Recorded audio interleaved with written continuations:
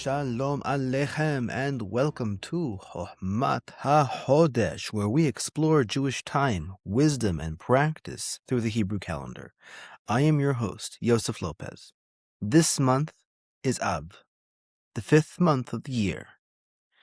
It carries the heaviest day on the Jewish calendar, Tish'a b'Av, the 9th of Av, the day on which both temples in Jerusalem, our most sacred shrines, were destroyed by foreign invaders and conquerors.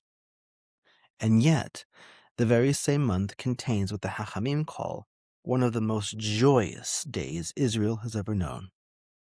Catastrophe and consolation sit within a single month, and the tradition treats that pairing rather meaningfully, a point that we will come to understand as we move through the episode. Last month in Tammuz, we ended by looking ahead to the month of Av. Tammuz raised the question of whether we are still bound to fast, whether the conditions the Chachamim set for the minor fast still hold in our own day. Now, we left that question open, and we'll leave it open still, but Av asks something different. Av does not ask whether we fast. It asks what the fast is for. And before we go looking for an answer, I want to put one verse in front of you, because everything we say today runs through it. It comes from chapter 1, verse 27. A single line.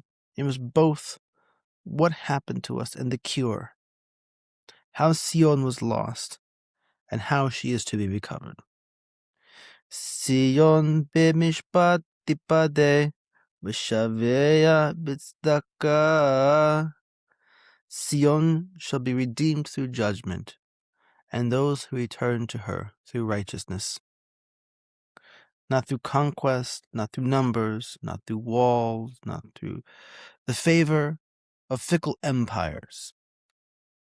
Through mishpat and through tzedakah, through justice and righteousness. The prophet is telling us in the same clause how the city was lost. She fell because judgment failed within her. She returns when judgment is restored. The classical commentators sharpen this. The Targum does not render the second half of the verse as those who return to her.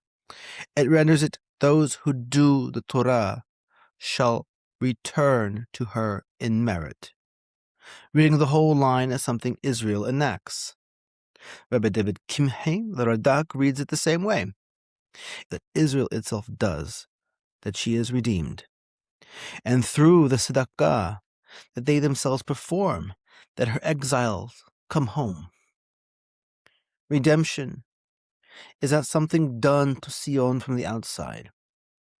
It is the fruit of justice practiced within her. That thread runs through everything we will examine today. We will look at where the name Av comes from and how the Torah and the prophets refer to this month. We will read the Mishnah that treats it and the laws the Rambam sets down for the fast, with particular attention to the decrees the Chachamim made and in response to the destruction and to what those decrees were actually meant to accomplish. We will ask what kind of Teshubhah Av calls for. And I want to suggest that it's not only the private repentance most of us might picture, but something more demanding. A Teshubhah of our public life, our institutions, our leadership. We'll follow Hacham Hosef Faur into the deepest layer of the day, where the destruction becomes, of all things, the birth of a strategy for survival. And we will see the month turn on the 15th of that month, from mourning toward hope. And we'll close by reading a remarkable essay on what a biblically founded Ṣiyyon might actually look like, and how we might aim ourselves toward it. The claim I want to leave you with by the end is this. The fast of Av is an annual audit of Jewish public life.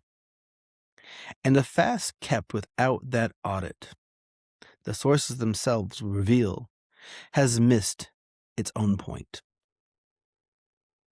We begin, as we always do, with the name of the month. Now, in the entire Hebrew Bible, the month of Av is never once called Av, not a single time. Where Scripture needs to date an event to this month, it simply calls it the 5th month. For example, when the delegation comes to the prophet in the book of Zechariah, they ask whether they should keep weeping in the 5th month. When Jeremiah records the burning of the temple, it is in the 5th month, on the 10th of the month. When the book of Melachim records the same catastrophe, it is in the 5th month, on the 7th of the month.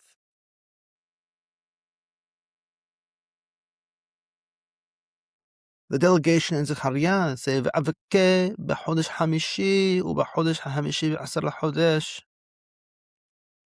It's the 5th month every time. The name Av simply is just not biblical. So, well, where does it come from? From Babylon. As we have seen with every other month this year, the name comes up with us from exile. And Av is one of these souvenirs, if we could say. So the context and the history of this is rather interesting because of what the 5th month was in Babylonia. In the older Sumerian calendar, it was written as Nenerar, a name bound up with fire and the kindling of ovens. In the Akkadian, it transformed to something more similar and familiar to us. It became Abu. And the Babylonian Abu was, above all, a month of the dead. Our clearest description comes from the calendrical text Assyriologists call Astrolabe B, which glosses the month in the following way. It says, and I quote, "In Abu, the star Sirius rises, braziers are kindled, a torch is raised to the Anuna gods, the gods of the underworld. And Gira, the god of fire, descends from the heavens and rivals the sun. It is the month of Gilgamesh, in which for 9 days the young men contend in wrestling and feats of strength in their city quarters. At Uruk, the month was called simply the festival of Gilgamesh. Gilgamesh, of course, is the hero who had gone down to the land of the dead and come back, and who was imagined as one of its lords. The picture is consistent across the sources.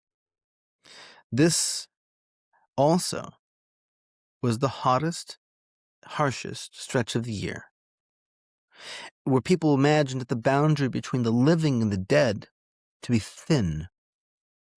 Families lit fires to guide the spirits to their dead kin, and they set out food and drink to satisfy them, and since a neglected or angry ghost was believed to bring sickness, they performed rites to drive the unwanted dead back to where they came from. At the very end of the month, the great anti-witchcraft ritual known as Moklu, which is the burning, was performed through a night and into the following dawn, precisely to expel malignant spirits. Abu was the month in which the living bargained with the dead. Now, this bears directly on a Hebrew word and on a common mistake about the month's name. The syllable Av in Hebrew is also the word for father, right? Like Avinu Malkenu, Ab Arahaman, or Av Raham. Av, and it's common enough to hear the month's name and start spinning meaning from it to mean having to do something with father. Early Assyriologists made much the same guess about the Akkadian, taking Abu to mean father as well. Both guesses have quietly fallen away. The better supported thread runs elsewhere and to a word for the ritual pit dug in the ground, through which the dead were summoned up. This in Akkadian is the Apul. In the Sumerian, it becomes the Ab. That word appears in our Torah. It is the word Ov, the necromancer's pit, and by extension the spirit called up from it, and as well the one who does the summoning. It is the word that is used for the woman at Endor, the Ba'alath Ov, whom Shaul steals out to consult on the last night of his life. And it names a practice the Torah forbids very plainly. Al tifnu el ha'avot wa'al yadonim al tagbishu ta'amim behem. Do not turn to the Ovoth or to the Yadonim. Do not seek to be defiled through them. We see it both in Vayikra and in Devarim as well. Now, our Hachamim examine this. For example, the Ralbag, also known as Gershonides, Rabbi Levi ben Gershon. The Ob, of course, is no real conversation with the dead at all. It is an act that works upon the imagination, just as Rambam defines it in Hilchot Avodah Zarah.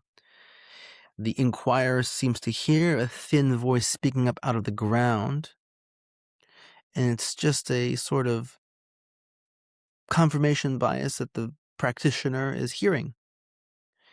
And the very image Yeshayahu uses, where he says, that your voice shall be like an ob from the earth, meaning very thin and illusory. We see here from the Arabag that the dead do not speak like this. What the pit produces is an illusion, an echo of our own imagination. This takes nothing away from the Torah's own word for it. It's tumah, defilement. Do not seek to be defiled through them. The two go together. The impurity is not that one has trafficked with some real power over the dead. There is no such power. The impurity is in the turning itself, in giving the mind over to what is hollow, surrendering reason to illusion, and seeking from the dead what belongs to living God alone. The emptiness of the practice is not its excuse, it's exactly what defiles the soul. And the impulse behind the pit was not Babylon's alone. Rabbi Eliyahu Bramozeg, in his commentary, Em Lamikra, recognizes the biblical Ov as the same as the Greek world knew as the oracle, which they use the word Pythia, the python, the voice sought at these particular shrines. The famed oracles of antiquity, he observes, were in truth consultations of the dead. Ancestors and great heroes petitioned at their graves. The first temples of the Greeks were sepulchres of their great men. Babylon and Greece alike sought to wring the future out of the dead. It is precisely that impulse the Torah names in a single word and sets outside of our appropriate actions. The 5th month in the land of our exile in Babylon was a month of the pit, of feeding, summoning, and fearing the dead. I dwell on this because of the contrast it sets in relief. Israel took the Babylonian name, they kept it, but what Israel did not keep was the cult. The very practice that gave the month its character, the Ob, this familiar ghost, the traffic with the dead, is exactly what the Torah forbids. And the 5th month, as Israel came to observe it, has nothing to do with appeasing the dead. Its whole work is memory, not the summoning of ghosts, but the holding to account of the deeds of the living and the generations before them. Where Babylon opened up a pit, Israel opened a book. The Bible may not directly name the month of Av, but it does mark it. And the mark it leaves is the destruction that we face. Both of the verses I read a few moments ago describe the fall of the first temple, and you might have noticed some discrepancy regarding the date. Melachim places the burning on the 7th of the month. Yirmiyah places it on the 10th. So which one is it? The 7th or the 10th? The commentators resolve this not by choosing between the verses, but by reconstructing the event hour by hour.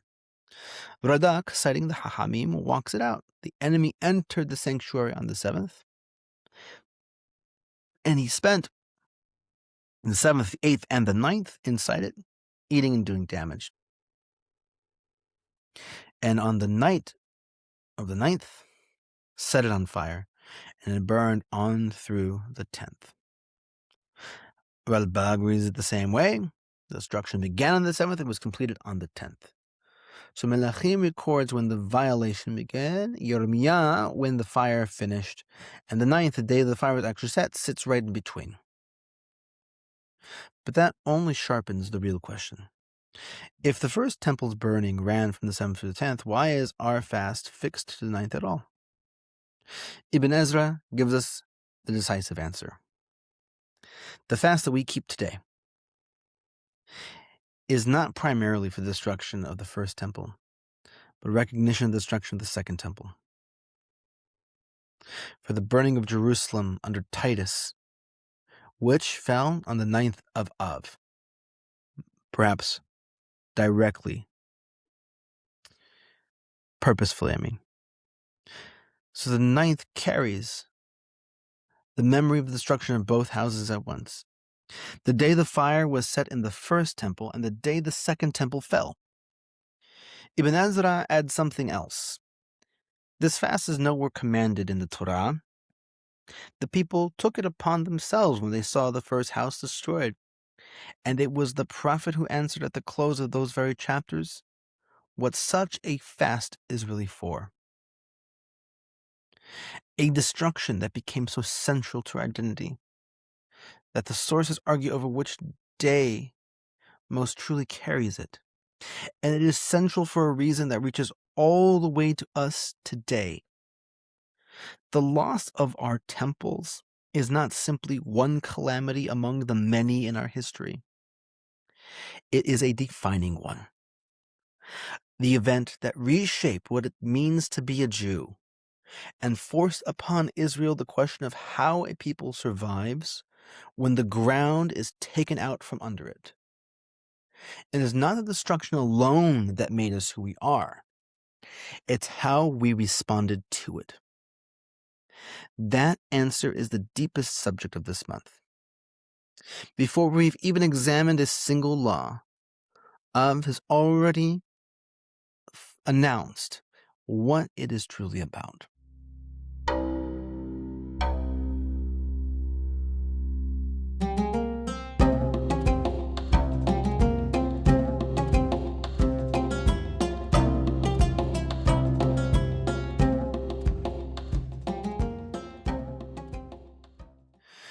If the Bible marks the month with the destruction, the Mishnah is where the Hachamim take that mark and hold it fast, where a catastrophe is turned into zecher, memory, and set into the collective mind of the nation so that it does not fade. This is the labor Hacham Yosef will later name for us as the national memory of Israel. However, here in the Mishnah, we watch the Hachamim begin it. We'll examine the Mishnah in Rosh Hashanah, chapter 1, halakha 3. Al Shisha ha-Ḥodeshim ha-Shulachim Yos'in, al Nisan mipnei Pesach, al Ab mipnei ha-Ta'anit, al Elu mipnei Rosh Hashanah, al Tishri mipnei Taqanat ha-Moadot, al Keslo mipnei Hanukkah, wal Adar mipnei ha-Purim.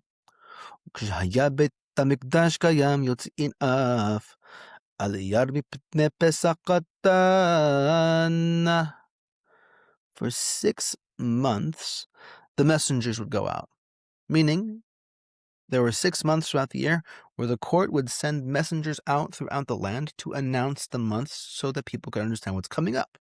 in Nisan because of Pesach, for Ab because of the fast, for Elul because of Rosh Hashanah, for Tishri to set the appointed times correctly, for Kislev because of Hanukkah, and for Adar because of Purim.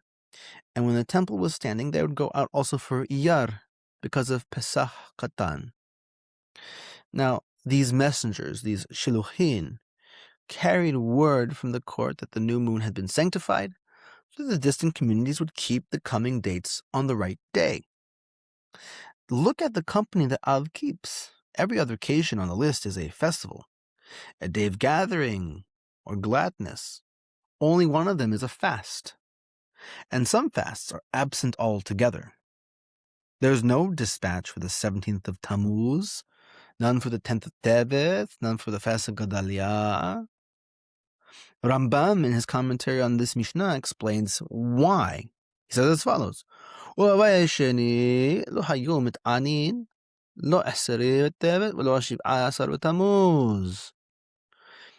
the days of the second temple, they would not fast on the 10th of Tevet and not on the 17th of Tammuz. Rather, whoever wanted to fast would fast, whoever wished need not. Therefore, they wouldn't send anyone out for Tevet or Tammuz. Now,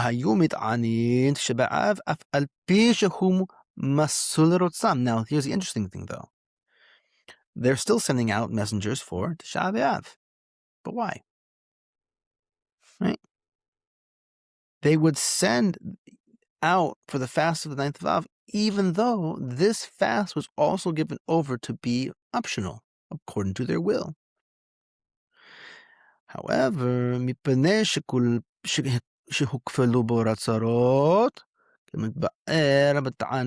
but they decided to fast because of the doubling of our troubles, as will be explained later in the laws of fasts. So the logic is straightforward. A fast a person may keep or set aside at will does not need messengers sent out to fix its date. A fast that binds does. Only the 9th of Av was bound by them. So the court sent out word of it across the world, exactly as it did for Pesach and Rosh Hashanah. Among all the fasts of the year, this one alone was treated as the fast. Why its troubles were doubled and what became of the other fasts, we take up when we reach the second temple. Now, the second Mishnah in Masechet Ta'anith tells us why. It sets out, side by side, 5 calamities that fell upon our ancestors on the 17th of Tammuz, which we walked through last month, as well as 5 that fell upon us in the 9th of Av. The 5 of Av are as follows. On the 9th of Av, it was decreed upon our ancestors that they would not enter the land. The house was destroyed the first time, and the second. Bither was captured, and the city was plowed under. That list is more than a record of griefs. There is an argument inside it, just like in Tammuz. It opens not with an enemy, but with ourselves. The decree on the generation of the wilderness, who lost the land through their own failure of nerve, their own failure to act. Only then come the 2 houses, then Bither, the fortress whose fall in the year 135 ended the last revolt and broke the back of Jewish sovereignty. And last, the city plowed under, a furrowed field where the capital had stood. From a failure of will to every one of our institutions razed to the ground. All of it is precipitated by our failure of courage. Then come the 4 words that set the tone for the entire month. When Ab comes in, we lessen our rejoicing. From the first of the month, we feel that there's something different in the air. And it goes on to draw the line tighter as the fast nears. In the week within which the 9th falls. In Hebrew, we call that Shavua Shehalbo. In Shavua Shehalbo is where we actually see halachic prohibitions regarding the fast. One does not take a haircut. We don't launder any clothing. And at the final meal, according to the Mishnah, the Suda HaMafseket, one does not eat two cooked dishes, nor meat, nor wine. So the Mishnah knows two things, and two things only. A general lesson of joy, seemingly, from the start of the month, and a sharper, specific set of prohibitions in the week the fast actually falls. Even here, nothing resembles the long weeks of mourning, graduated mourning, that latter practice would build around these days. Halakha we turn to now. So what the Hachamim decree?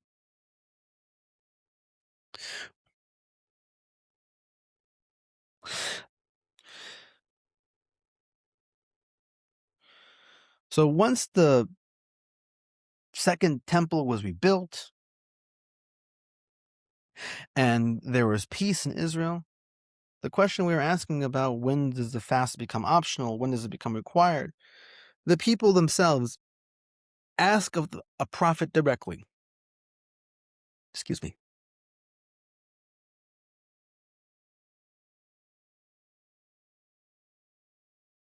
It is the 4th year of Dariawish, the 4th day of Kislev. The house is being built up in Jerusalem. Ibn Ezra notes the timing, that this happens during the building. So the building is going on. There is ongoing construction. And a small delegation comes to ask questions before Adonai, to ask the prophet questions, in other words. We have Sir Esther, Reva Melech, his men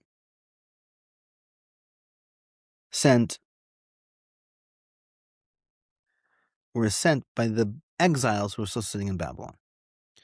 And they put a question to the Kohanim and the Nevi'im. The question is, ha-Ḥodesh ha-Hamishi Nazer kasher asiti ze kama shanim. Shall I weep in the 5th month, separating myself as I have done these many years, the 70 years in Babylon?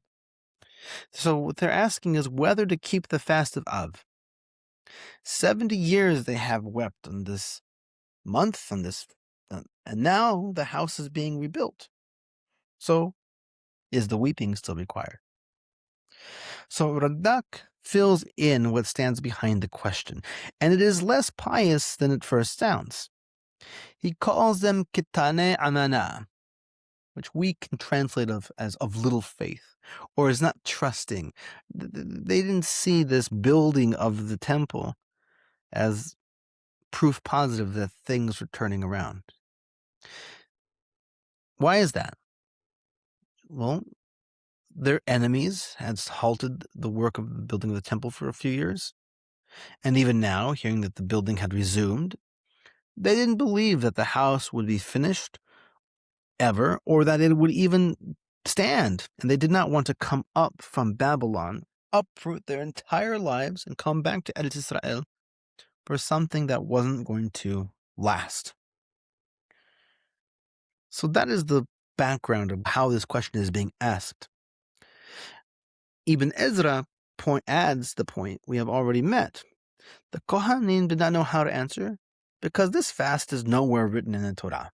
Right? They can't point to a Jewish law and say, oh, okay, yeah, you have to fast. You know?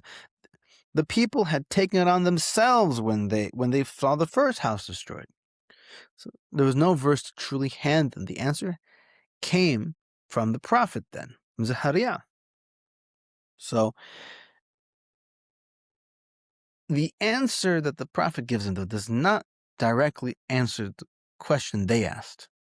He says as follows: Imor kol ha'am ha'aretz el kohanim lemor kidsantem besapod חמישי ושביעי וזה 70 שנה som שמתי אני וכי תאכלו וכי תשתו הלא אתם האוכלים ואתם השותים. You will say to all the people of the land and to the Kohanim, when you fasted and mourned in the 5th and 7th month, these 70 years? Did you fast for me? And when you eat and when you drink, is it not you who are eating and you who are drinking? So Ibn Ezra puts the force of it plainly. Hadsom samtuni ani, did you fast for my sake or for my honor? For I never commanded you to fast. The Radak reads the last word the same way. Ani, did I command you to fast?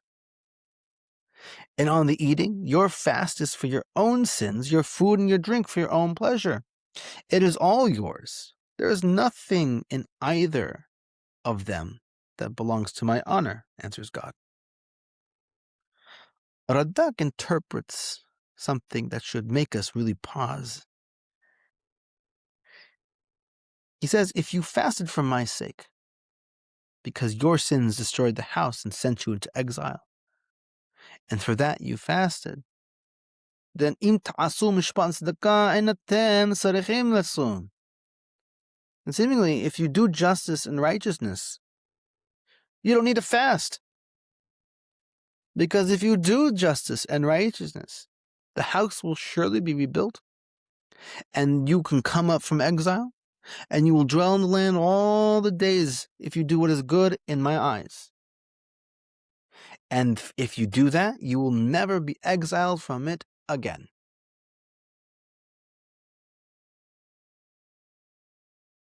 This matches what we see in Yeshaya if we opened up the podcast.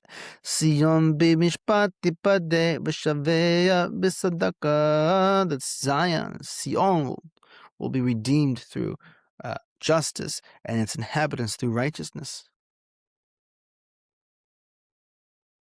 Radak, commenting about this fast of mishpat v'tzedakah, is do them.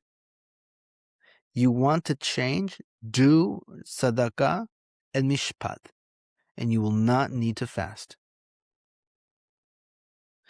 The fast is a substitute for something, and the something it is substituting is justice. The prophet then reminds them, who told them this the first time, the former prophets who spoke while Jerusalem was still settled and at ease, with all of her towns all around her. Radak draws out this as a reproach. Who brought the fast upon you, if not for your own actions, your own faults? When Jerusalem was secure, I called through my servants, the prophets, that you should turn back and the land would not be destroyed. But you were unwilling to listen.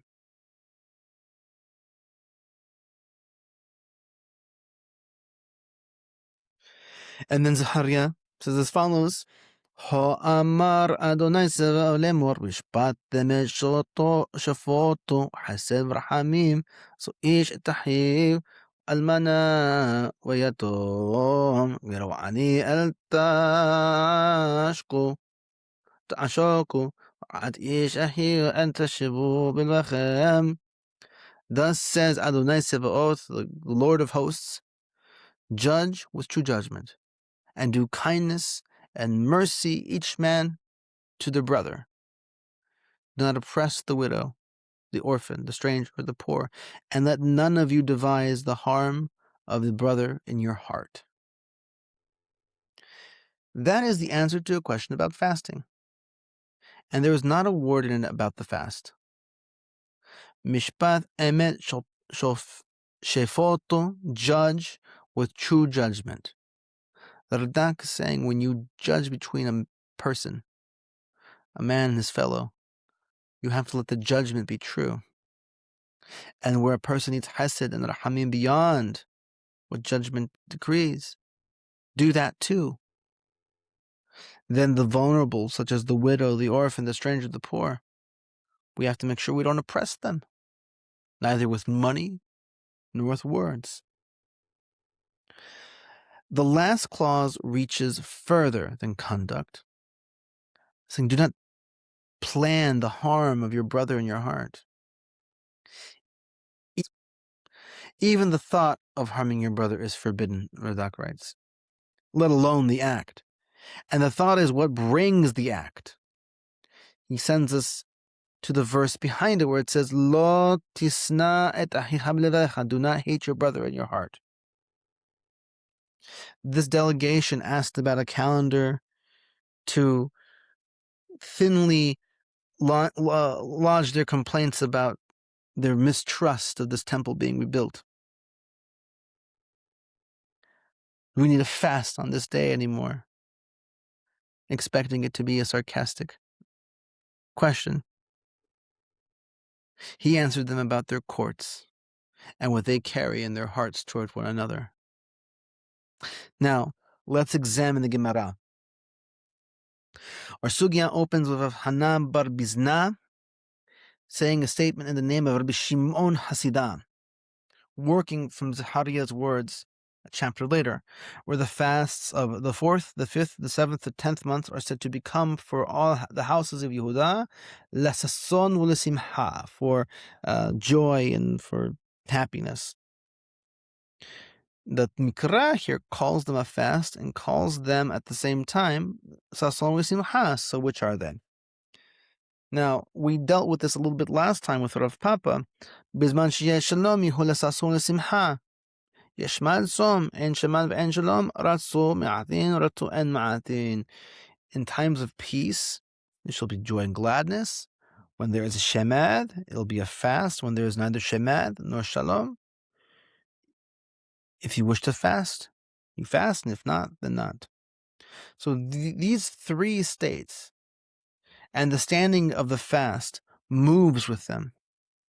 Rabbeinu Hananel glosses the first. He says at a time when there is peace means all the while the temple is standing. And on the third, he is direct. Ein shemed v'ein shalom kagon ata bizman hazeh. Neither peace nor persecution, such as now in the present time. And he's speaking, of course, of his own generation. And since a fast a person may decline is no obligation, he says no messengers go out for it, which is the very reasoning we drew out of the Mishnah in Rosh Hashanah. So here's our objection.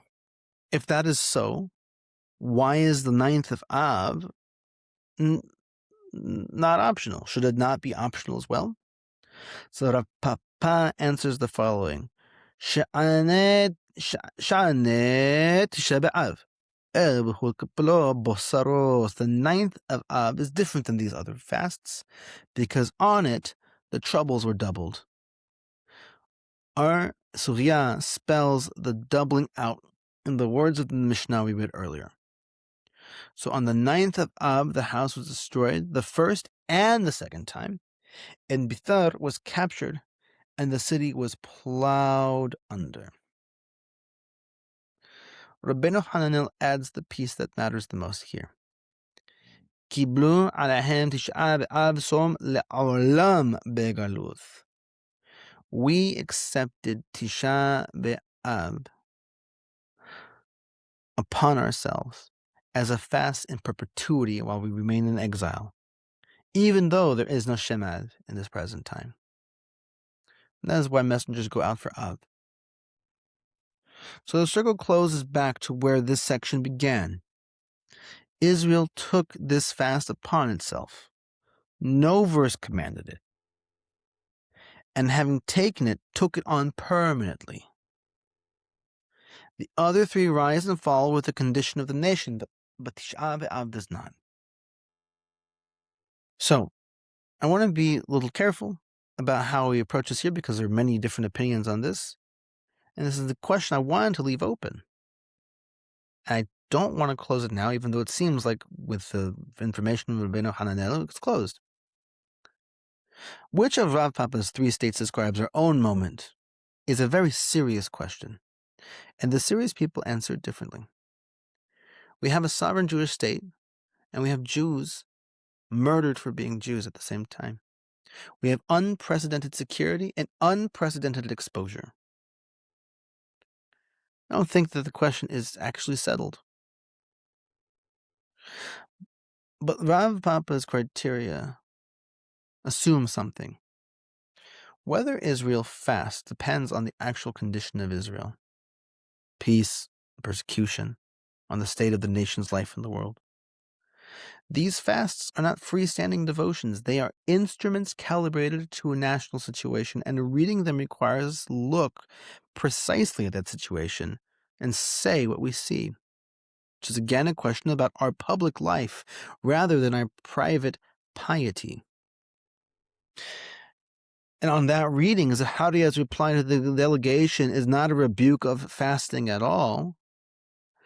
It's truly a statement of what the fast was always pointing at.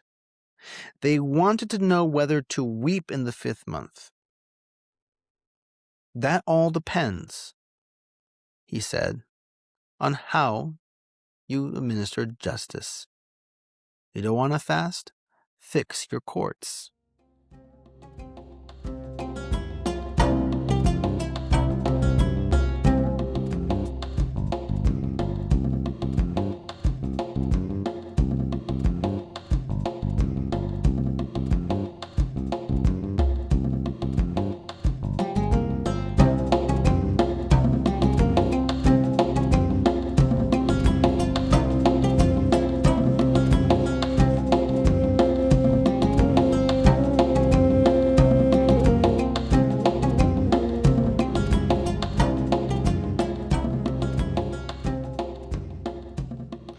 Zechariah answered a question about the calendar by talking about these courts and about what men carry in their hearts toward one another.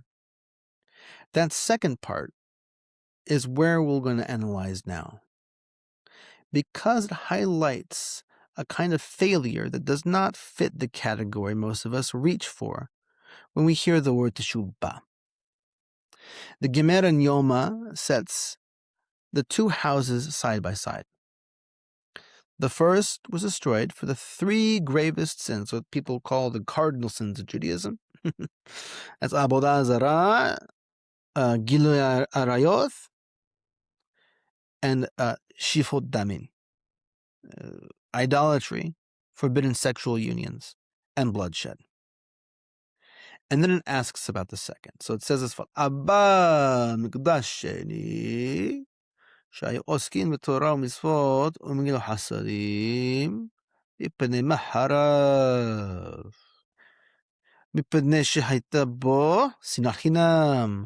למדך ששקולה שנאת חינם כנגד 3 עבירות, עבודה זרה, גילוי עריות ושפיכות דמים. But the second temple, during the times of the second temple, they were occupied with Torah.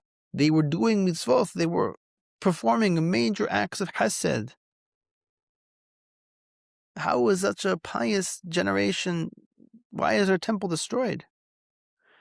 Because there was baseless hatred in it, sinat chinam. And to teach you that sinat chinam, baseless hatred, weighs against these 3 transgressions. Sinat chinam is equal to idolatry, forbidden unions, and bloodshed altogether. The generation that lost the house was not a generation of unbelievers, if you will. They were very pious. They were pious by every measure we apply to ourselves. And none of it held the building up, because the thing rotting was the way they treated one another. That is not private failing. Baseless hatred, sinat chinam, is a condition of a society. It lives in factions and institutions, and who is admitted and who is shut out. Masechet Gittin puts a face on it. And then Rabbi Hanan opens the account with a verse from Mishlei, where it says, "Happy is the man who fears always, but he who hardens his heart shall fall into evil."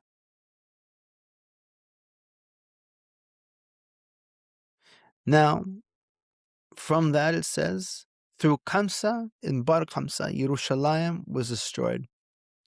And through a rooster and a hen, Turmalka was destroyed. Through the shaft of a carriage, Bitar was destroyed.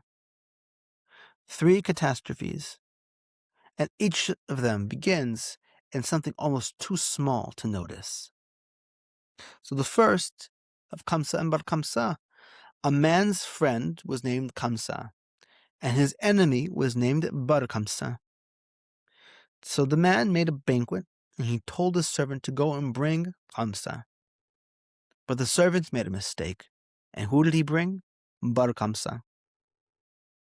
So the host comes into the party and finds him sitting there. He said, "That man is you are my enemy. What are you doing here? Get up, get out of here." But Kamsa responds, "I've come, please let me stay, and I'll pay you for whatever I eat and drink. You don't even have to serve me. I'll pay for it." No. You will not, and you'll get out of here. So he said, "I will pay for half of your banquet." "No," replied the host. "I will pay for the whole banquet." "No," replies the host, and he took him by the hand, stood him up, and threw him out of his house. Now here, the Hachamim were sitting. But Kamsa's own reasoning is recorded what he feels this morning.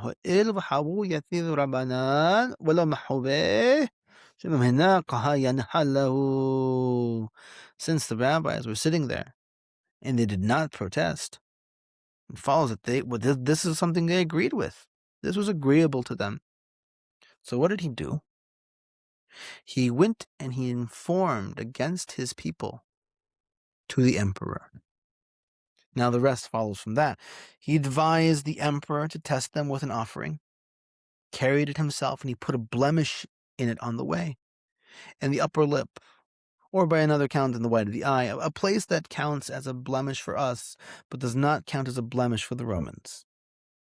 The Hachamim received this offering and saw that it was not fit for giving up on the altar. They thought to offer it anyway, for the sake of peace with the government. Now, before they could do that, Rabbi Zechariah Abkulas objects. He then says, "Well, if we do that, people will say that blemished animals are offered on the altar." Okay, so we're not going to do that. They come up with a different plan.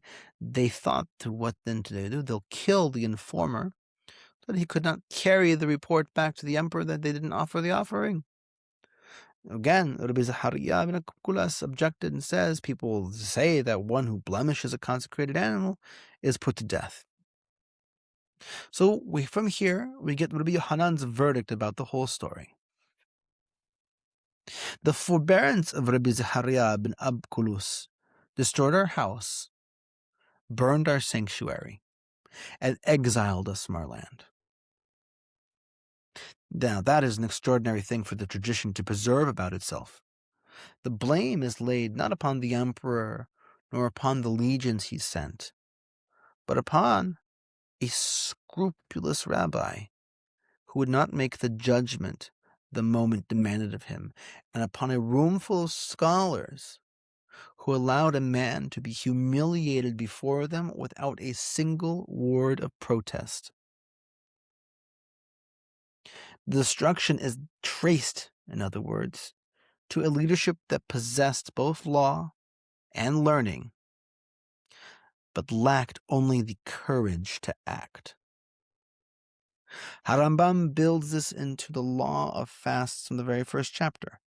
Crying out and self-examination are the response to communal trouble.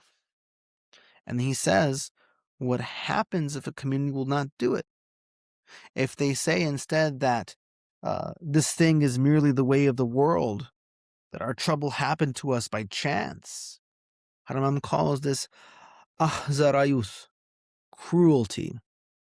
It causes them to hold fast to their evil deeds, and the trouble brings other troubles after it. So cruelty seems at first hearing a strange charge to bring against what is only an opinion about the causation. The man who says that our troubles fell upon us by chance has struck no one. He has merely declined to interpret an event, and one might think him mistaken or incurious, but hardly cruel. Rambam, however, is looking past the opinion to what the opinion does. A community that will not examine itself after a catastrophe will keep what ever produced it, and will meet that catastrophe again. And the man who counsels it not to look has delivered his people to the next disaster as surely as if he had arranged it himself. The word is not a description of his feelings. It's a description of what his counsel costs. Which brings us to Haham Faor, and to a term that needs proper integration into how we see this fast. The phrase is Rabbi Yehuda Vivas. Vivas was a Sephardic Hacham of Gibraltar and Corfu. He died in 1852. He called for what he named political Teshubhah, or political repentance, and he said it was an indispensable step toward the full salvation of the Jews. And Faur shows where that call comes from. It is the necessary corollary of an argument made 3 centuries earlier by Rabbi Shlomo Ibn Verga in a book called Shevet Yehuda. Now, Ibn Verga was a Spanish Jew who lived through the expulsion of 1492 and the Portuguese forced conversions that followed it. He himself was made to convert before he got out. Now, Shevet Yehuda, or the staff of Judah, from Yaakov's lesson, Lo Yasor Shevet Mihuda, that the rod or the scepter will not depart from Judah, is his account of the persecutions of our people from the destruction of the Second Temple down to his own century. His son published it after his death. So this is a man writing in the immediate wake of the worst catastrophe to befall Sepharad, setting out to explain how such things happen. And what he does with it is what interests me the most. He does not write a martyrology. He writes an analysis. Ibn Verga asks after what he calls the Sibah Tib'ith, the natural cause.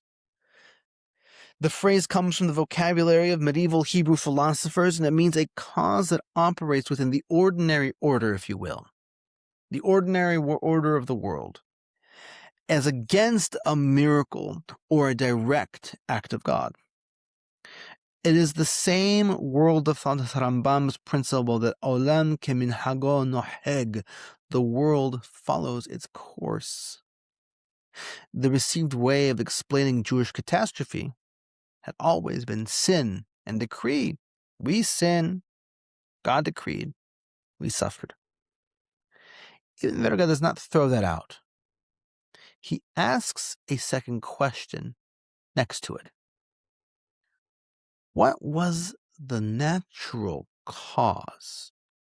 What ordinary, traceable chain of human events actually produced the suffering? And that question changes what is possible afterwards. A mystery cannot be corrected. A decree can only be endured, but a natural cause can be identified, and what can be identified can be changed. His conclusion, drawn from episode after episode, is that the natural cause of Jewish suffering is political.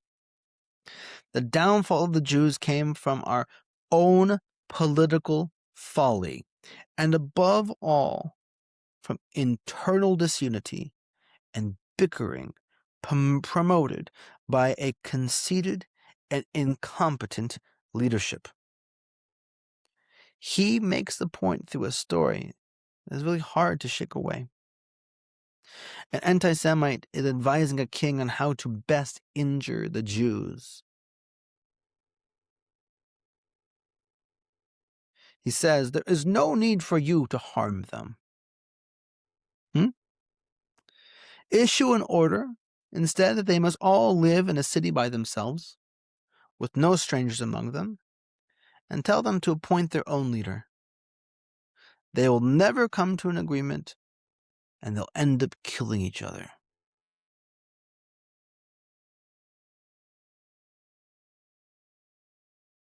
The same book puts it more bluntly still in the mouth of an enemy. The Inquisitor says, for every one of you that the enemy kills, you kill 1,000 of yourselves. This is Ibn Verga stating as a general law of Jewish history what Gittin shows us happening in the single banquet hall. And the Hacham Fa'or's gloss on it is unsparing. The policy of those making decisions for Jews produced conflictive rather than cooperative behavior. Being chronically incompetent, they could not read the circumstances in front of them or turn them to advantage. And when faced with real political alternatives, they led the people into disaster. More sorrow came to us, to the Jews, from our own leaders than from our worst enemies. And so the Jews themselves bear responsibility for our downfall, which means that the remedy for Jewish suffering lies in political leadership and organization. That is what political repentance is repentance for. Not a mood, not a feeling of contrition, a failure of leadership and organization, identified as a cause and therefore something that can be corrected. And Bibas does not leave the demand abstract. Listen to how he presses it in his own generation. He says, we are giving our back to God. As our rabbis explained, a Jew that lives outside Israel is like a Jew without a God. And why are we living in the exile, going from city to look for our livelihood? Didn't the Torah say that Israel is a land that Hashem constantly oversees? A land in which you will not eat bread in poverty. Isn't it a land that lacks nothing? Every time we eat, we give thanks to God for the good land that He granted us. The last line there being the sharpest in the passage, 3 times a day after, or any time we eat a meal, we bless God for the land, the good land that He gave us. And we say it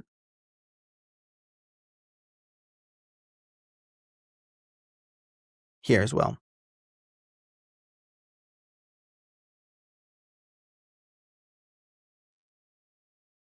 Bible says, it teaches that we shall return to the land of Israel, and afterwards He will cause His Shekhinah to dwell among them. All right? This is what is said in Malachi. Return to me, shuvu elai v'ashuva alechem. Return to me, and I will return to you. Meaning that Israel shall return to take shelter in His shadow in the land of Israel, and afterwards He'll cause His Shekhinah to dwell among them. The word Teshubhah, we all know, means to turn back, to return. And Bivas is activating both senses at once. He fixes the order between them. Shuvur el-ai wa ashubu alechem. You return first, and the answer comes after. Not wait, and when God restores us, we will have been shown to be worthy. Rather, we act, organize, and return, and that's what brings God dwelling back to us, which is the same structure we found in Fa'or's account of Teshubhah generally. It belongs to agents who can act and be answerable. A people waiting to be rescued is not doing Teshubhah at all. It is doing something closer to obedience. And obedience, as we have seen, excuses a person from their responsibility. And this is coherent only because of something else Fa'or establishes about how the Torah works. A mitzvah, he argues, is not the equivalent of a command.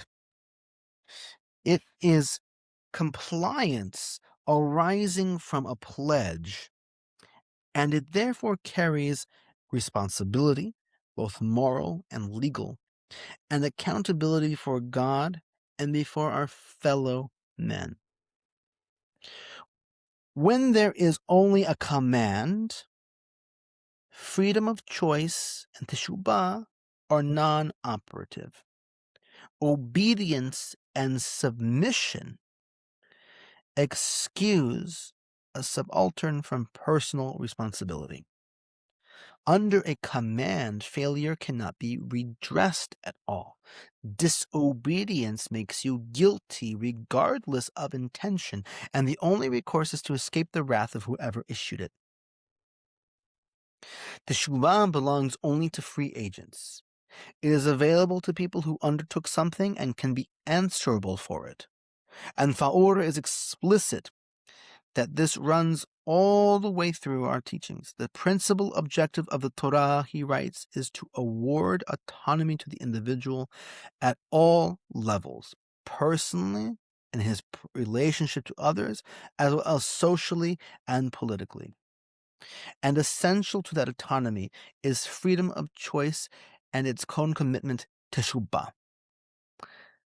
Set beside it his principle that in an alphabetic society, authority, whether it be political, ecclesiastical, judicial, all of that authority is a function of the book, and that the book must be accessible to the whole people who have the right to expound it. Authority derived from a public text can be measured against the text by anyone who can read it. It is bounded and is answerable. Put it together.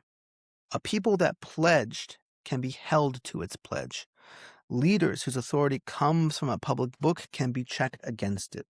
And a nation free enough to have chosen badly has the standing and ability to turn back. Under a dictator or a rex, subjects obey. And when it goes wrong, they look for someone to blame or somewhere to run. But under a covenant, a people can say, we did this, and we can stop it. And now I can answer the question I raised at the start about why so many of us miss this aspect of the fast. Private Teshubhah is available and it is comfortable. I can examine my prayer, my speech, my temper, and I can do all of it without ever raising my eyes to the condition of my community or the conduct of the people who lead it. Political Teshubhah costs something more. It requires me to say that the institutions I belong to, the leadership I support, the factions I take part in, may be producing exactly the failure the Hachamim identified. And to say so out loud in a room where historically everyone sat quietly and watched. There is also a simpler reason, and Rambam already mentions it. It is easier to just say that our troubles are just the way of the world, the way things are. So what does Av ask us to examine? So we're not going to take a list of positions. That's not what this podcast is for. And the moment we make this into a partisan thing, we have lost it. But the questions the sources put to us are clear enough. And they are uncomfortable in every direction. Where in our communal life is a person humiliated while the people withstanding sit and say nothing? Where has scrupulousness about the law become a way of avoiding a judgment that has to be made? Where do our institutions decide who counts and who does not? Are our courts and our communal bodies rendering mishpat emet? Is a poor litigant, a convert, a woman, a stranger treated by the same measure as the man with money and lineage? And when disaster falls on Jews, do we ask what in our own conduct made us more brittle than we needed to be? Or do we reach immediately for the comfort of blaming the world? Those are the questions. The fast does not answer them for us, but it clears the day and puts them in front of us.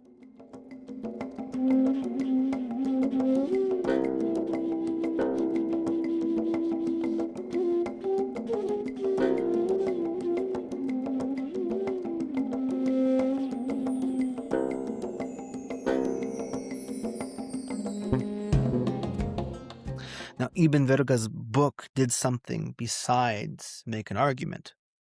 Faur points out that it set off a wave of Jewish historical writing across the 16th and 17th centuries. People sitting down to record what had been done to our people.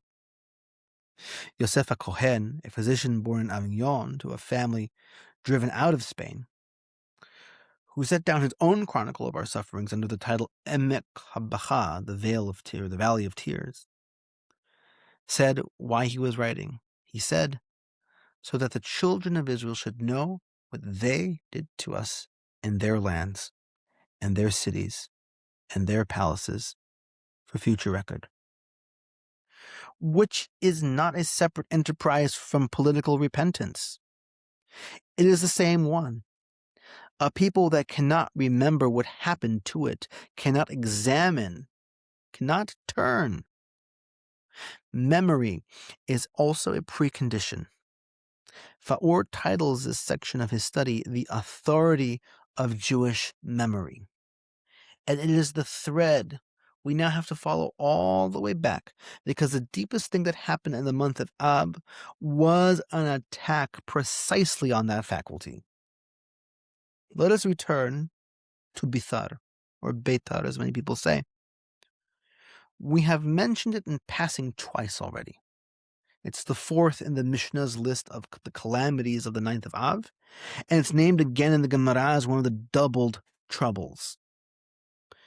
In the year 135, on the 9th of Av, Hadrian's forces broke into the fortress of Bithar and ended the last standing city of the Jews, which is also identified with the last revolt.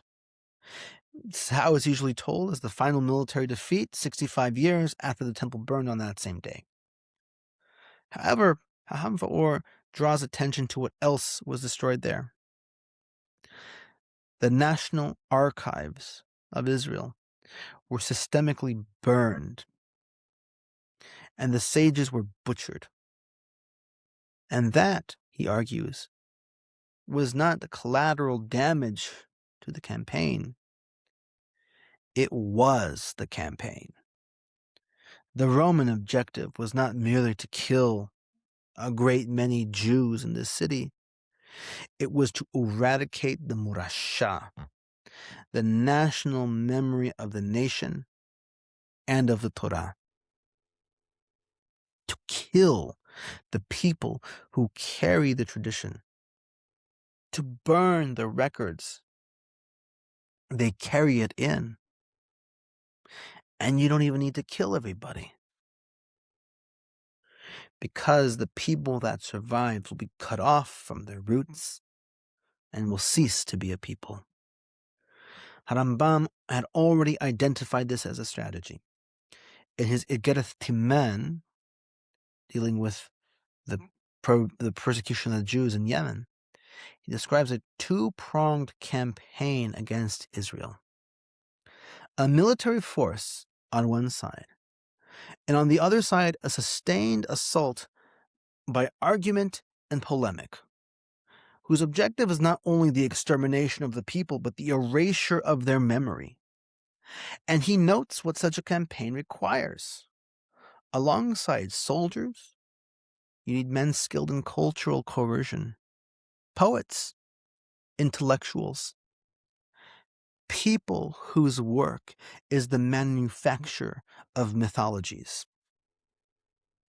Faur's name for the form this took after Rome turned Christian is the sword-cross axis. Before this, Israel had been attacked in one of two ways: militarily, by empires, or intellectually, by thinkers who objected to something in Judaism. What was new was the coordination of the two: military assault joined to religious polemic, on the theory that together they would erase the memory of the nation and its Torah more efficiently than either could alone. And the polemical had a thesis that the law of Israel was finished, superseded, and that Israel's memory of itself was false. Now, Faur distinguishes the Christianity of Jesus and James from the Christianity of Paul and John. It is the latter development he has in view. And Rabbi Eliyahu ben Amozeg, whom we met earlier, when coming to the oracles of the dead, made this observation that the religious enemy, quote unquote, religious enemy, is a Christian invention unknown to the Jewish mind. A foe you attack not for land or tribute, but for the sake of his soul. Now, none of this is a claim about our Christian neighbors today. It is an account of how a particular political theology came to be armed. Now, you can see the joining of the two in stone. When Constantine raised his triumphal arch in Rome, he set it beside the Arch of Titus, which had celebrated the destruction of Jerusalem, and built it larger, using spoils taken from the monuments to Trajan and to Hadrian, two emperors whose reputations rested substantially on the slaughter of Jews. So, the archives burned and the sages killed. After the destruction, they went to Bithar, and Bithar too was destroyed, and the rabbis were scattered in every which direction. And in the confusion and persecution of those years, students could no longer serve their teachers properly, and disputes over what our tradition was, who we are,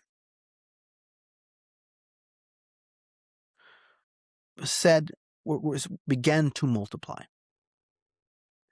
That is what the loss of memory looks like from the inside. Not a dramatic, sudden amnesia, but just a slow accumulation of uncertainty, until nobody can say for certain what was received.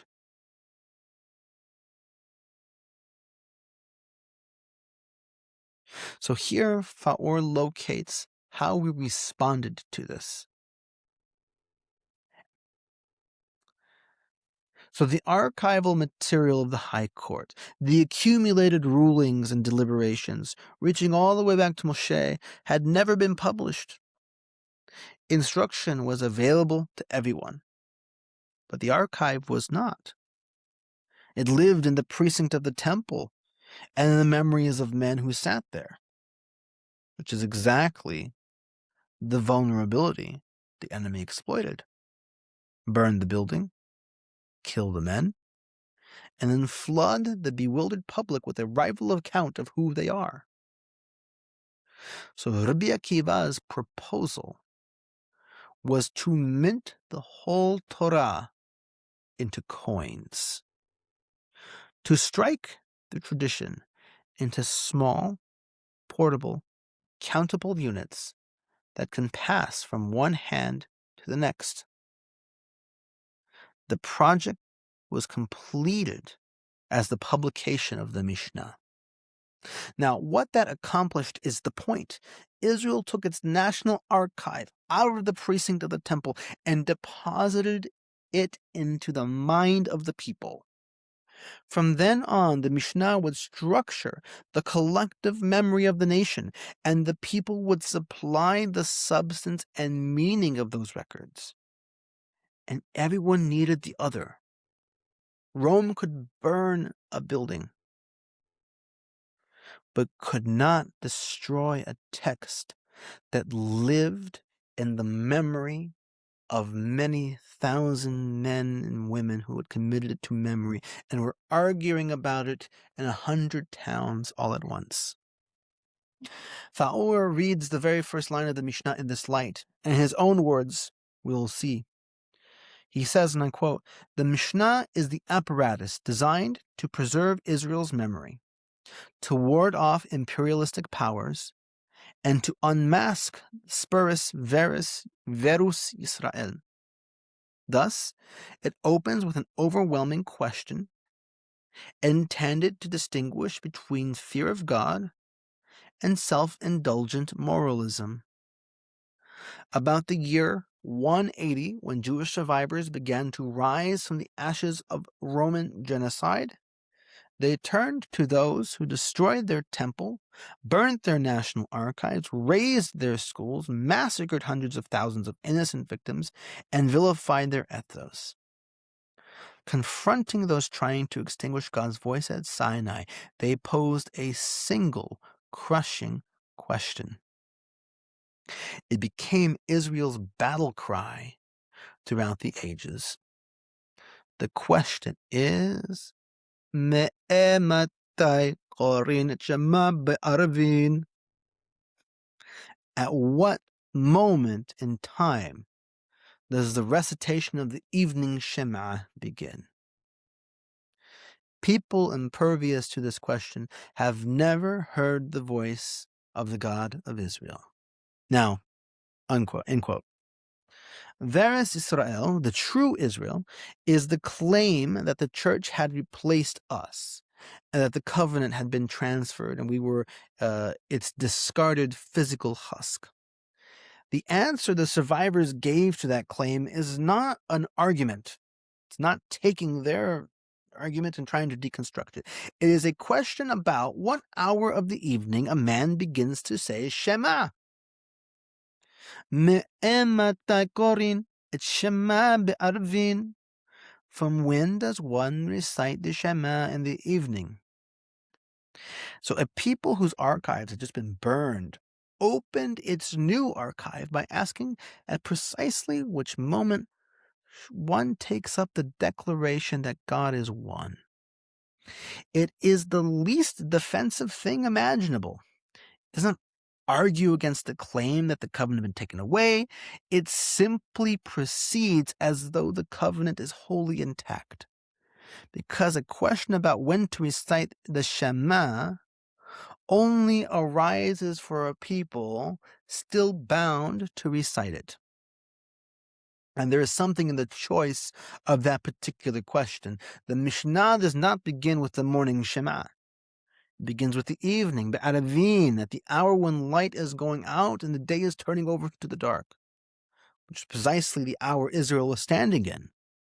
The temple gone, the archives burned, the schools razed, the sages killed, a nation watching in its own daylight fail. The Mishnah opens at nightfall and asks where, and what it asks there is when the declaration begins. It does not pretend the darkness away and does not ask how to survive the night. It fixes the hour at which we go on speaking in it. And the adaptation it calls for is the document itself. Which brings us to the principle underneath the whole of it, and it is the one I most want you to carry out of this episode.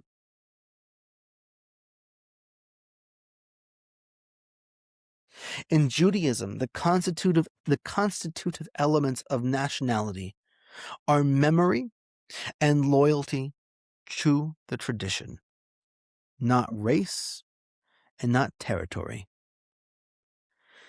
This is not a pious formulation, it's a description of how our system works. Shemaiah and Talion were proselytes, and they are Israel in the fullest sense, teachers of our nation. Meanwhile, Yishmael and Esau were the biological children of Abraham and Yaakov, and they are not part of our nation. A people deprived of its national memory cannot maintain its nationality, which explains why the strategy was aimed where it was aimed. The enemy who understood us understood that the archives mattered more than the fortress, and it explains something about the posture of the survivors that has been misread for centuries. Max Weber, one of the founding figures of modern sociology, called the Jews a pariah nation because we are a guest people fenced off from the world around it. Now, Chacham Yosef Lopez replies to this, and his reply is very exacting because it identifies the trick. He says, and I quote, his logic is impeccable. It is as if someone, after butchering, vandalizing, and raping of people, were to go on and denigrate the survivors for being destitute, end quote. That is the whole maneuver. First, you dispossess the people over centuries, bar them from the land and most of the trades, confine them where you please, and expel them when it suits you, and then you turn around and diagnose the condition you produced as though it were their nature. And the diagnosis is false in any case. The historian Arnaldo Mongliano answers Weber as well. A pariah, he pointed out, is a people that accepts a subordinate position inside somebody else's system and makes its peace with it. And that describes nothing about the Jews at all. We went on legislating for ourselves.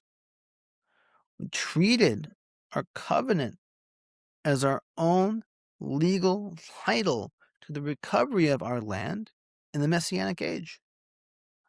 Our morality, he wrote, encompassed rebellion against injustice and martyrdom.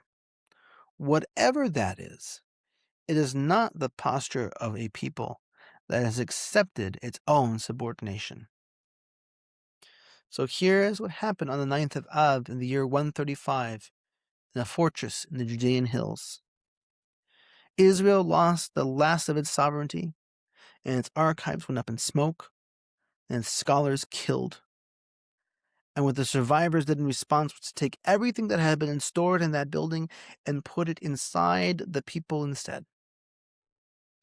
They were left without a temple, without a state, without an army, and without physical records of who they were. And they answered with a book that could not be burned because it no longer existed in any one single place.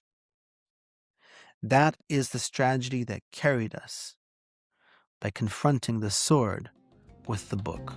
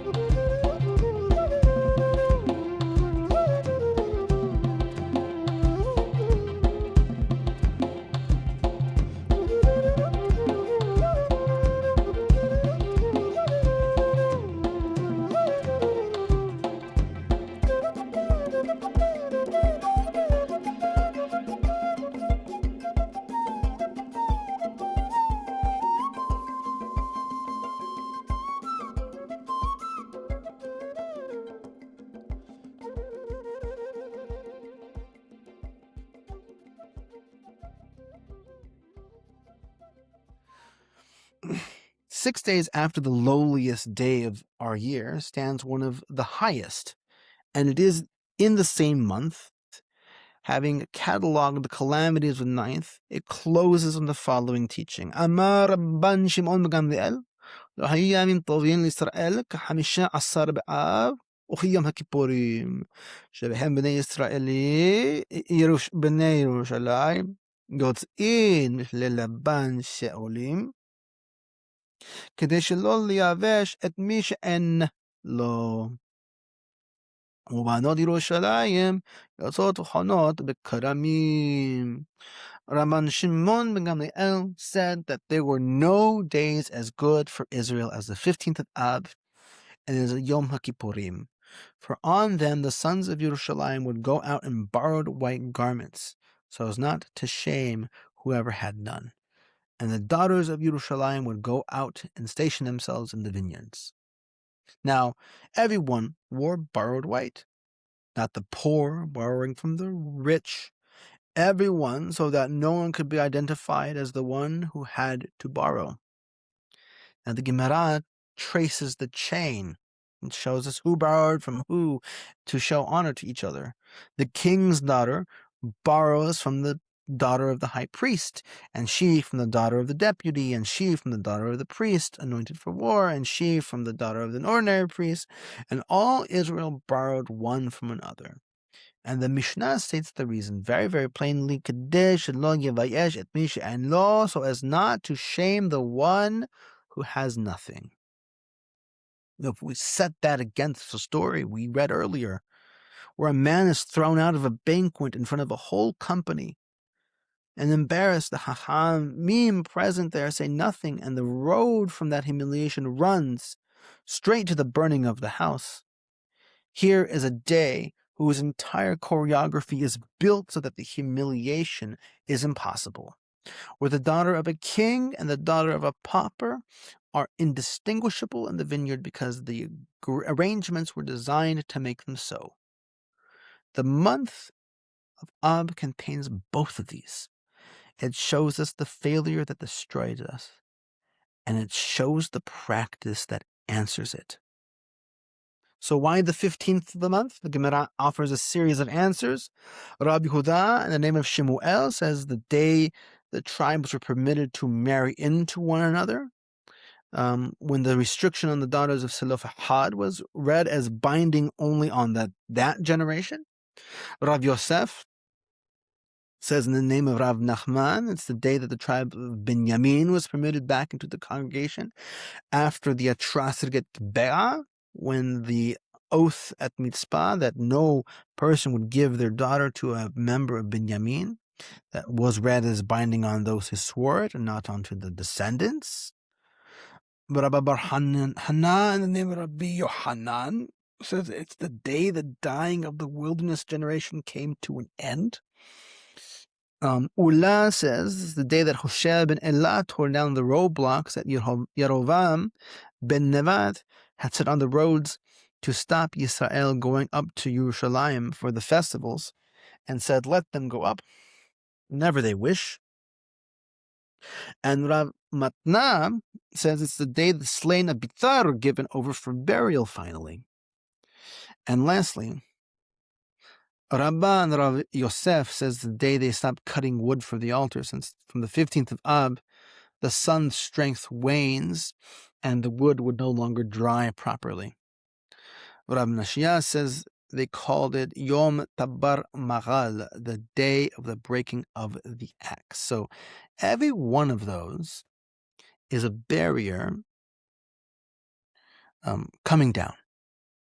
A marriage restriction lifted, a tribe readmitted, a death decree exhausted, roadblocks torn out of the highways so people can reach Yerushalayim again, a rejected corpse finally given a grave. The month that records our fragmentation records on the 15th its repair, item by item, exclusion by exclusion.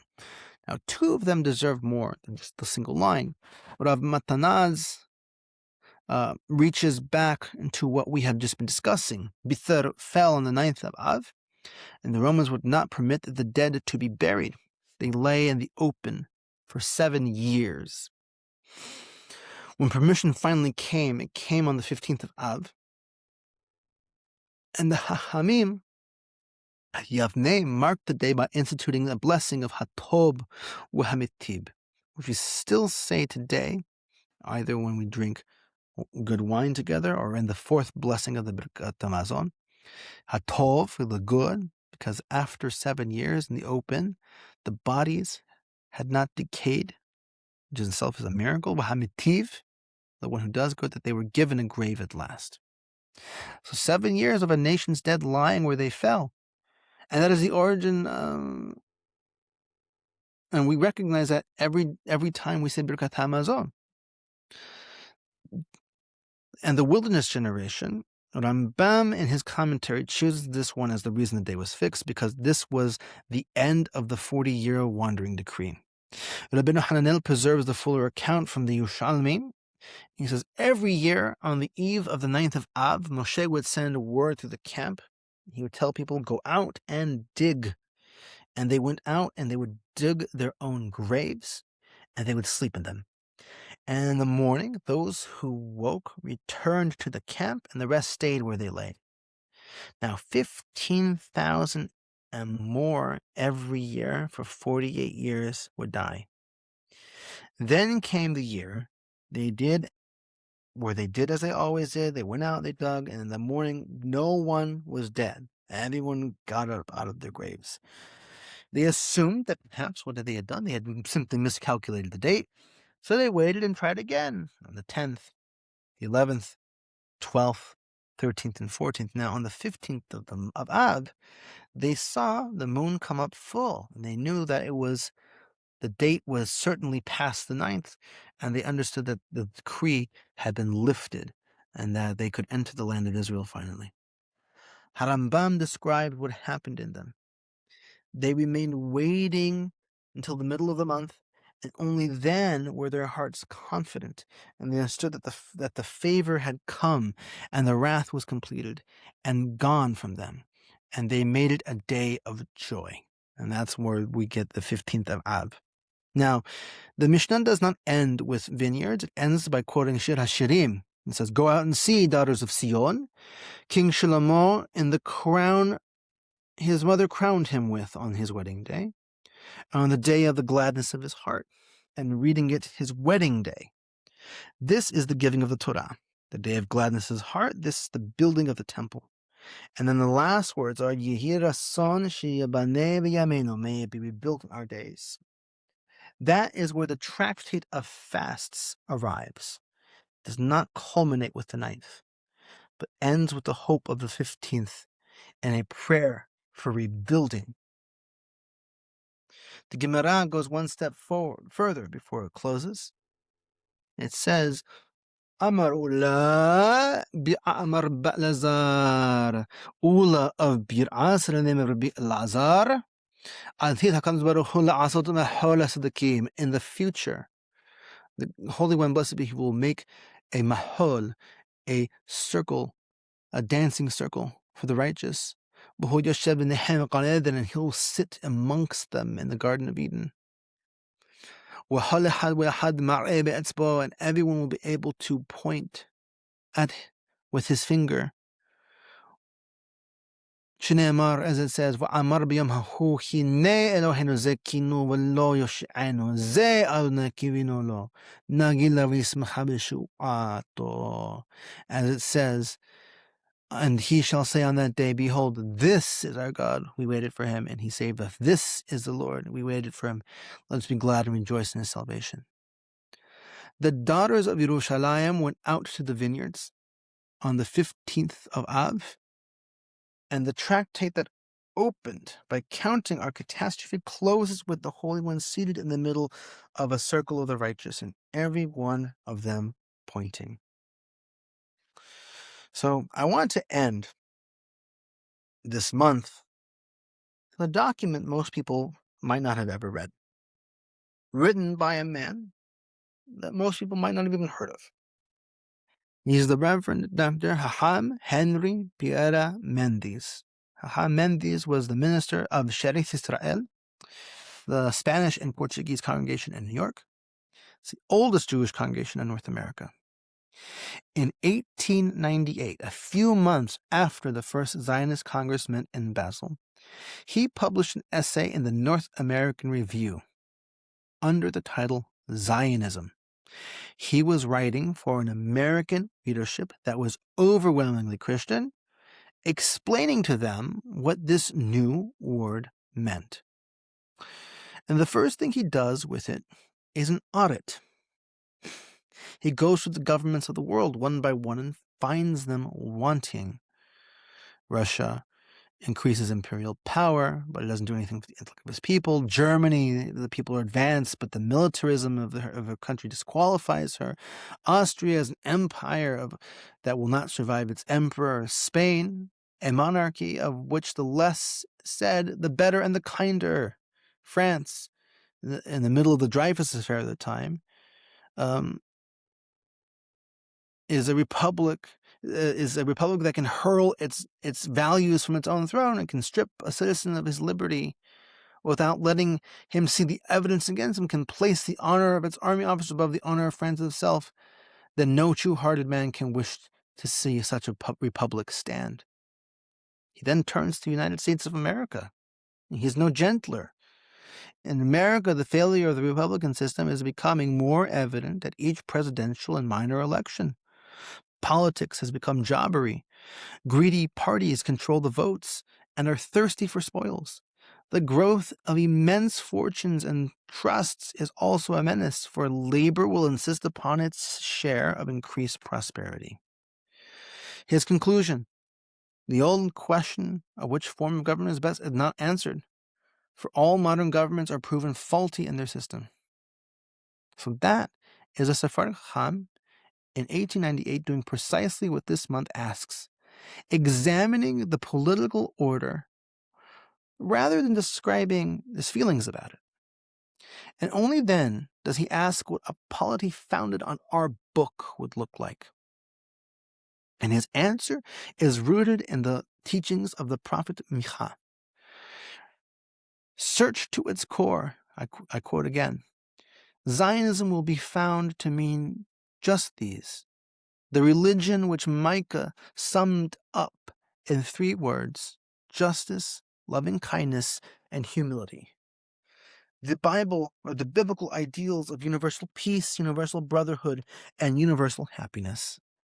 This, then, is the goal of Zionism: to found a model government, a model state of society, a model system of education. And he describes what these 3 things look like. A model government of Israel is a confederation or a republic. Its head is not a czar, it's not an emperor, it's a viceroy who is a representative of the real king, who reigns forever and ever, reference to God Almighty. Church and state are separate, and he says the following, that the Jewish state will have no political aims or colonial enterprise. It may not extend its borders beyond the ancient lines of the Bible.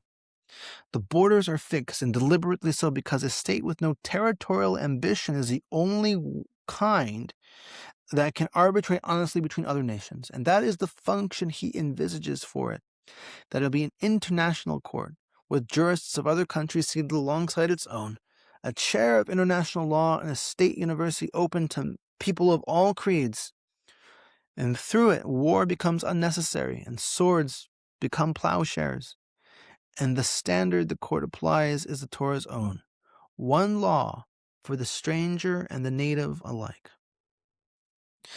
The goal of this government is not power, and then it states the goal outright: the Jewish state, the realization of the prophet's ideals, is one of the purposes of Zionism, for it means arbitration instead of war.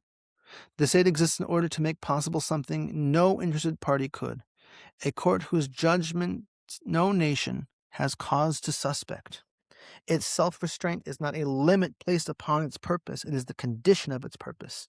And that is why any Zionist idea not founded on any biblical teachings, it is, in his words, ipso facto rejected.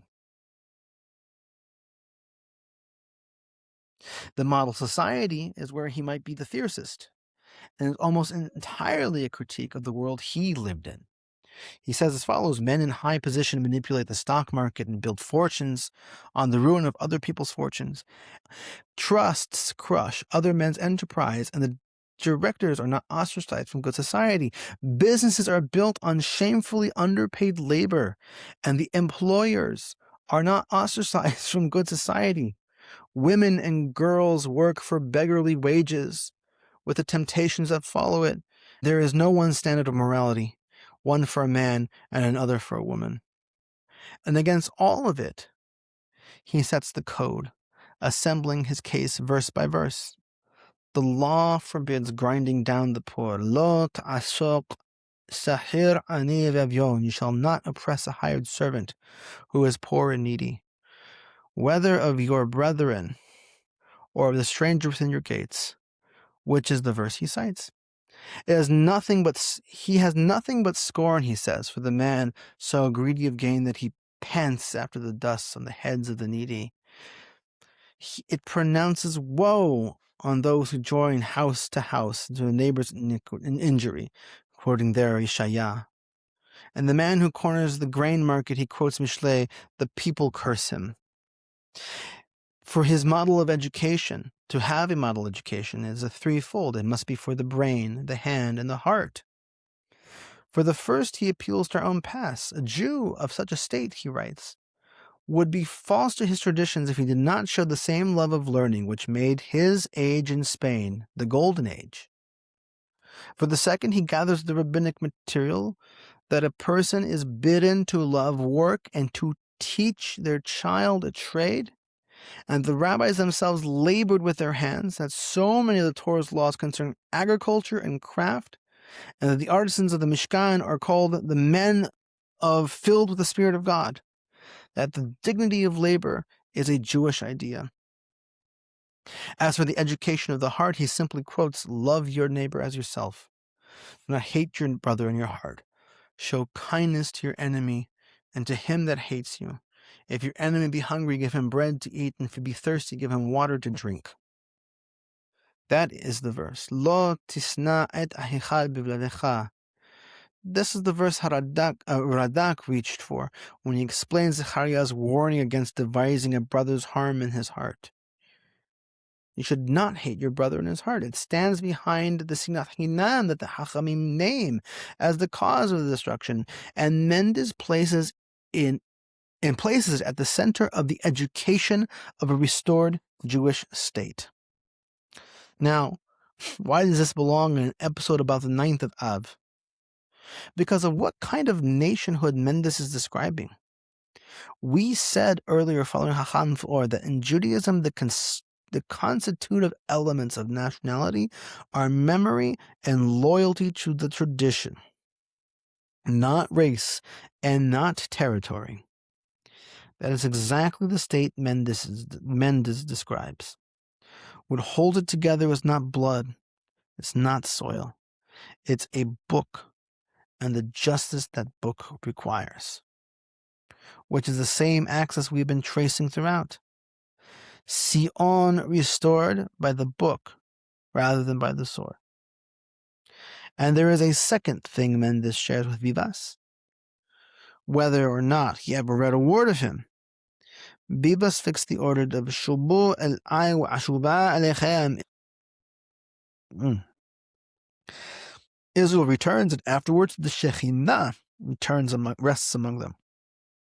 Mendes fixed the same order in his own idiom, that the work of his generation is preparation, moral and mental and spiritual, and that the culmination will not come until we ourselves are ready for it. Neither of them, neither Vivas nor Mendes, is waiting to be rescued. Both know and hold that the first move must be ours. So Mendes knows exactly how this sounds, and he raises the objection himself before anyone can raise it for him, that the feelings against the Jew is too deep-seated, too ingrained for any of his vision to be realized. He does not soften it. Anti-Semitism, he writes, is no fantasy. It is a painful reality, and this movement can never hope to succeed without conquering opposition, silencing calumny, and enduring violence. And then we're ready to face more opposition. We're ready to bear more calumny. We're ready to endure more violence. We know how to suffer, to endure, and to wait, he writes. What he asks of God in that context is narrow and specific. The work of preparation, moral, mental, spiritual, is ours. He says so plainly. But whether the nations will ever come to regard us differently is not something we can accomplish on our own effort, and it is there and only there that he looks for a divine hand. He is not counseling anyone to sit and wait for rescue. He's answering the man who says the world will never allow it, and telling him not to let the world's hostility talk him out of the work, which leaves his program thoroughly Maimonidean in practice. Rambam's Messianic age and the closing chapters of Hilchot Melachim is political and natural, and uses the phrase "Olam kiminhago noheg," the world continues in its course. And what marks the era is justice, sovereignty, and the knowledge of God, rather than a rupture in nature. This runs the same way. Preparation undertaken by people who are answerable for the result. And at the end of it, he writes one line that belongs to this month more than any other. Our revenge for the past will be to turn our opponents into our friends, our calumniators into our advocates, and those who are treating us with injustice or worse shall yet become our champions. A people that lost its house to baseless hatred, saying that its revenge will be to make friends of its enemies. He closes, much time may be required before these dreams become actualities. But what is time to the deathless nation?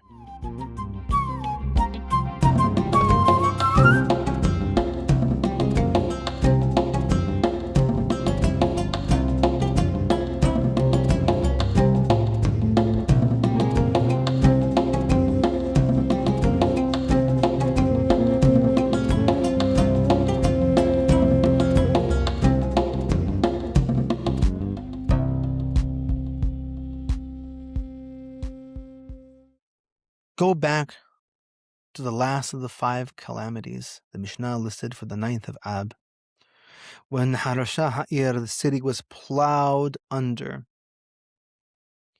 Of everything on that list, it is the one that sounds most like the end of a story. The temple can be rebuilt, a fortress can be retaken, but a city plowed into a field has been entirely unmade. That line is a quotation from Micha, where it says, "Lehen belgalchem Ṣiyyon sadeh ha-Ḥodesh, Yerushalayim tiyeh charabah lebamot ya'ar." Therefore, because of you, Ṣiyyon shall be plowed as a field, and Yerushalayim shall become heaps, and the mount of house a wooded height. Now, a story from the Masechet Makot, a famous one that is often quoted. Ramban Gamliel, Rabbi Elazar, Ben Azariah, Rabbi Yoshua, and Rabbi Akiba were going up to Yerushalayim after the destruction. When they reached Har Sofim, Mount Scopus, they tore their garments. And when they reached Har Habayit, they saw a fox come out of the Kodesh Kodeshim, the most sacred place in the temple. There, the 3 began to weep, but Rabbi Akiba laughed. They said, "Why are you laughing?" And he said, "Why are you weeping? A place of which it is written, Hazar Karev Yomoth, that the stranger who approaches it, that he shall die. Now a fox just walks through it. Shall we not weep?" And he said, "For that very reason I laugh."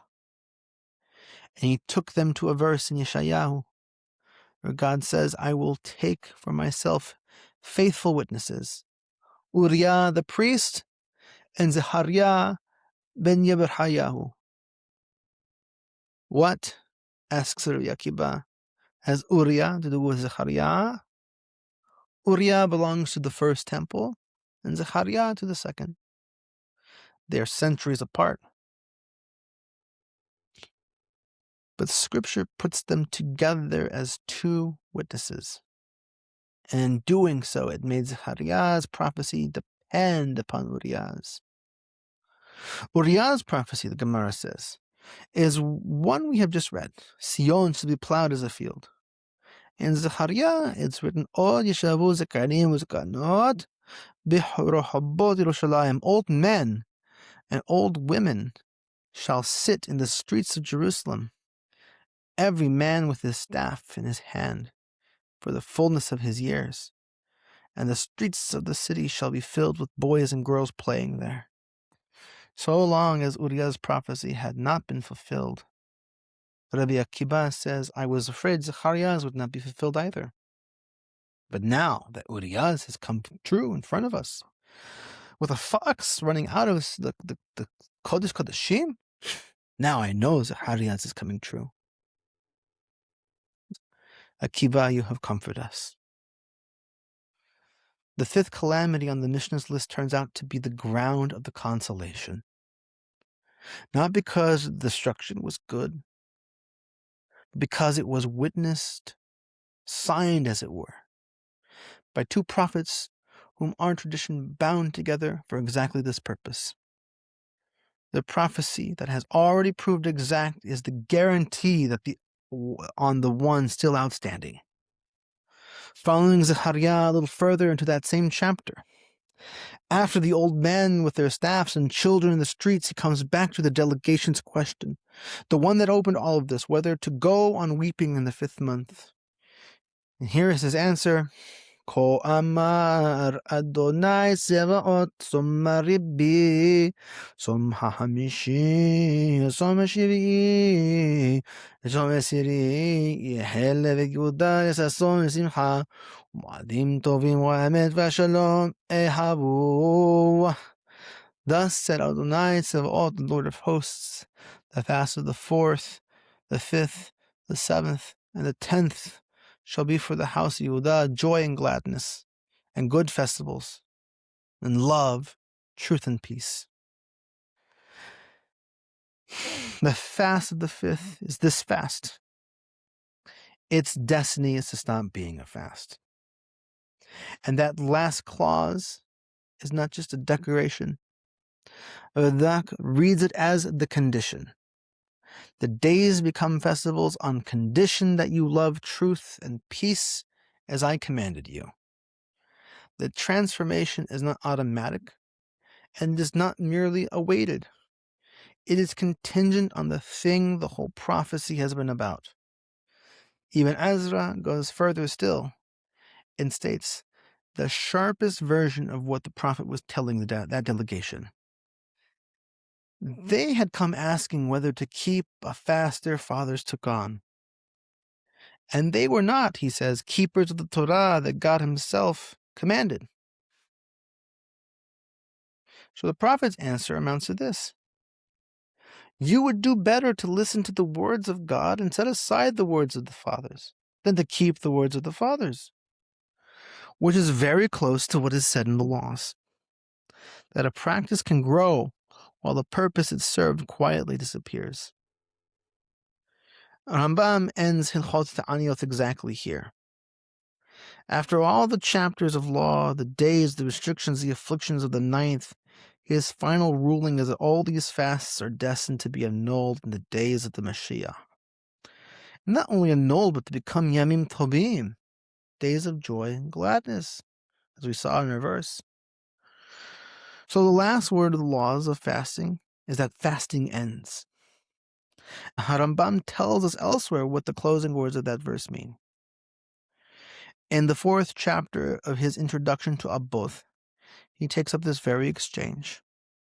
The man who asked whether to go on fasting one day a year, and observed that God answered him by commanding the middle way and the virtues, and not fasting, where he says, judge with true judgment and do kindness and mercy each man to his brother. Then he reads the final clause. Truth, he says, means intellectual virtues, because these are always true, and they do not change. Peace means the virtues of character, something that makes a person shalem, through which peace comes into the world. Love, truth, and peace. It is not some mere sentiment or slogan. It is an instruction to acquire a mind that sees what is so and a character that makes peace possible. That is the state of affairs in which a fast for the destruction has nothing left to do. There is one more ending worth setting beside it. The Mishnah that archive Israel built when its archives were burned opens with the question we had earlier. From what hour we recite the Shema in the evening?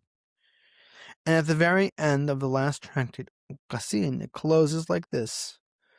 Amar Bishimon ben halfata lo asaqosh baruchu kelim hazik berachal Israel Allah Shalom shne'emar Adonai oz le'amo yiten Adonai yevarech et amo b'shalom. Rabbi Shimon ben Halafta said, the Holy One found no vessel able to hold blessing for Israel except peace. As it is said, the Lord will give strength to his people. The Lord will bless his people with peace. From Shema to Shalom. And that is more than a pleasing symmetry. The Shema is a declaration of truth, of the ultimate reality of all things. That Adonai is one.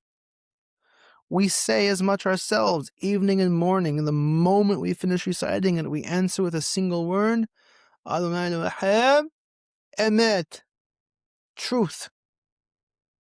The Mishnah opens on truth and closes with peace, which is exactly the pair Zechariah ends on, ha-Emet, ha-Shalom, ha-Avu, and exactly the pair Rambam glossed for us. Truth, the virtues of a mind that apprehends what is, peace, the virtues of character by which people are able to live with one another. The archive Israel built in the dark runs from the one to the other. It is that verse laid out as a book, which returns us to where we began.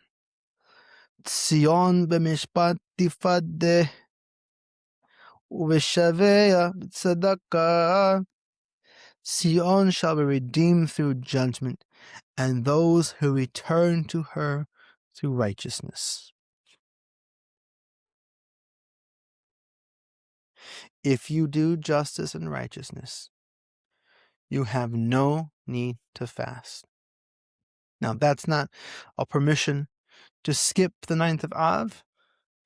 It is a description of what this fast is for. The fast exists because justice has failed. It ends when justice is done. So this year, read a ha, go hungry, study the book of Job. Do not let the day pass without the work it was built to make us do.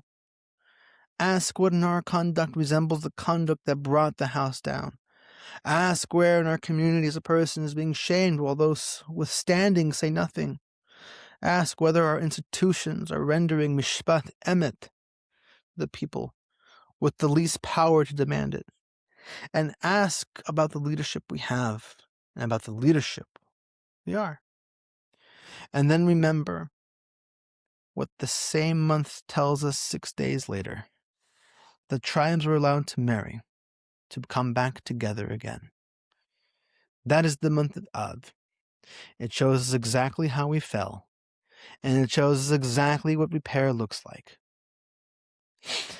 This is the last episode of our season, and it brings the year of months to a close. We began in Elul, and we have walked the whole calendar round to Av. I want to thank all of you who have listened, and I'm grateful to everyone who has supported this work through our first year of podcasting on Patreon. You have made it possible to keep going. Deep thanks to Daniel Nyman, who edits and uploads this podcast. What you hear is his work as much as is mine. Tizku b'Ḥokhmat Ṣiyyon, may we all merit to see Zion comforted.